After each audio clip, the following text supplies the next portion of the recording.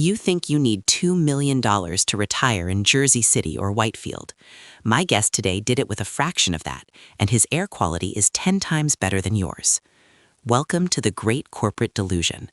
We've all seen the LinkedIn posts, the ones where a VP of engineering at a FANG company announces their early transition after 15 years of vested RSUs and a base salary that looks like a phone number. That's not retirement, that's a victory lap. But what about the rest of us? The mid-level managers, the senior analysts, the UX designers who are tired of the quarterly business reviews and the ritualistic sacrifice of our Sunday evenings to the altar of the Monday morning global sync.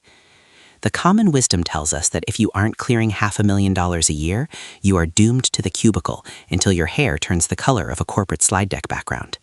But here is the factual, slightly uncomfortable truth.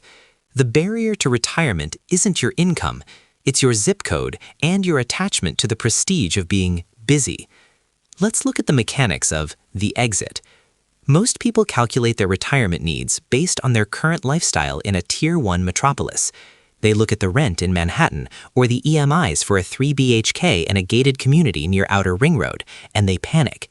They see the inflation of artisanal sourdough and international school fees, and they conclude that retirement is a myth. But the math of financial independence, or FIRE, is agnostic to your title. It cares about your burn rate.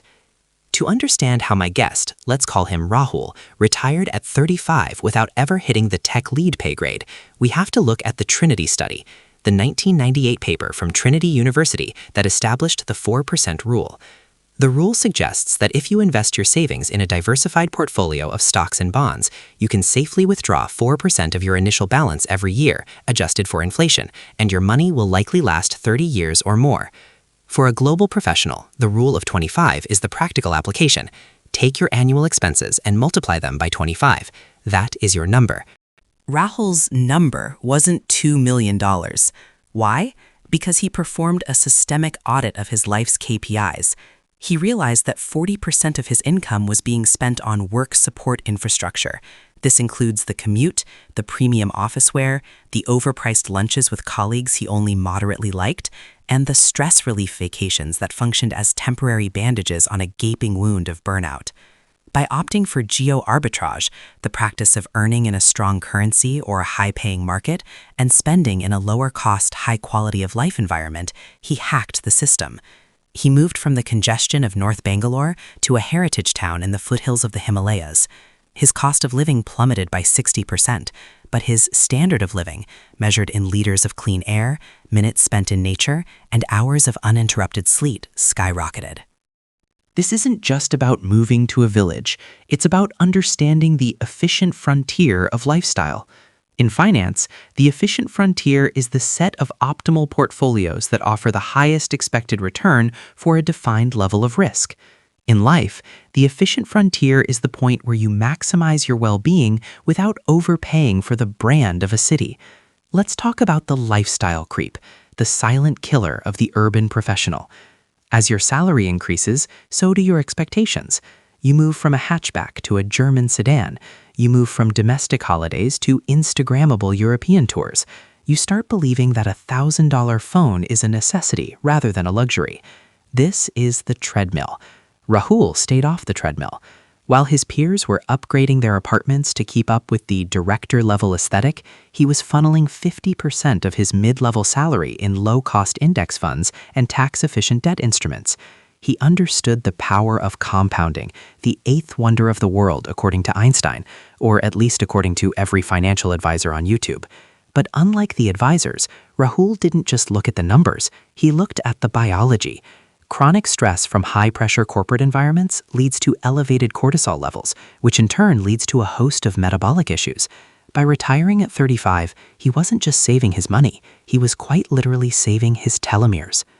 Now, let's address the elephant in the Zoom room, healthcare and inflation. Critics of early retirement in the Indian context point to the double-digit medical inflation and the volatility of the rupee. These are valid concerns. To counter this, a successful non-tech lead retiree uses a bucket strategy. They keep 3 years of expenses in high-liquidity cash or liquid funds to weather market downturns, preventing the need to sell equities when the market is bleeding.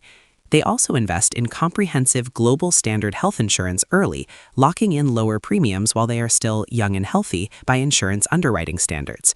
The satire of the modern professional life is that we spend our health to gain wealth and then spend our wealth to regain health.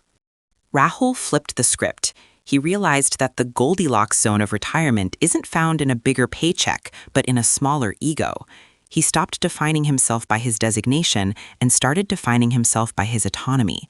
He doesn't wake up to an alarm or a Slack notification. He wakes up because his body is done resting. He spends his mornings reading, his afternoons consulting on projects he actually cares about on his own terms, and his evenings watching the sunset without the looming dread of a sync-up call with the U.S. East Coast. To the tech leads in Jersey City and the VPs in Whitefield, the $2 million target is a moving goalpost. The more you earn, the more you think you need. But if you can master the art of the enough, if you can calculate your number based on a life of meaning rather than a life of signaling, then 35 isn't just an age, it's an exit ramp.